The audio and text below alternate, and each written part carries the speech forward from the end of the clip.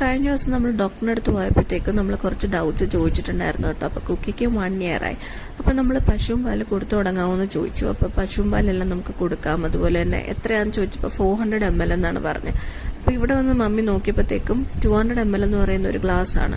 അപ്പോൾ നമുക്ക് രാവിലെ രാത്രിയായിട്ട് 200 ml വെച്ച് കൊടുക്കാമെന്ന് ഡോക്ടർ പറഞ്ഞിട്ടുണ്ടായിരുന്നു. അപ്പം നമ്മൾ വാവ ഇപ്പം ഡയറക്റ്റ് കപ്പിൽ നിന്ന് കുടിക്കുന്നില്ല എന്നുണ്ടെങ്കിൽ നമുക്കതൊരു മിൽക്ക് ഷേക്ക് രൂപത്തിൽ കൊടുക്കാൻ പറ്റും. അപ്പോൾ ഇവിടെ ഞാനൊരു പഴവും കൂടെ അടിച്ചൊരു മിൽക്ക് ഷേക്ക് രൂപത്തിലാണ് കേട്ടോ കൊടുക്കുന്നത്. അത് കുക്കിക്ക് നല്ല ഇഷ്ടപ്പെട്ടു, അത് കുടിക്കുന്നുണ്ടായിരുന്നു.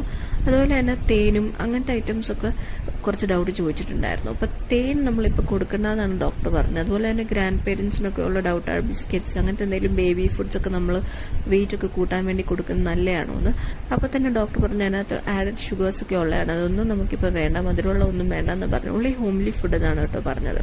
ഇങ്ങനെ നിങ്ങൾ കുടിക്കുന്നുണ്ടെങ്കിലും കുറേ ടോയ്സൊക്കെ കാണിച്ചിട്ടാണ് കേട്ടോ കുടിക്കുന്നത്.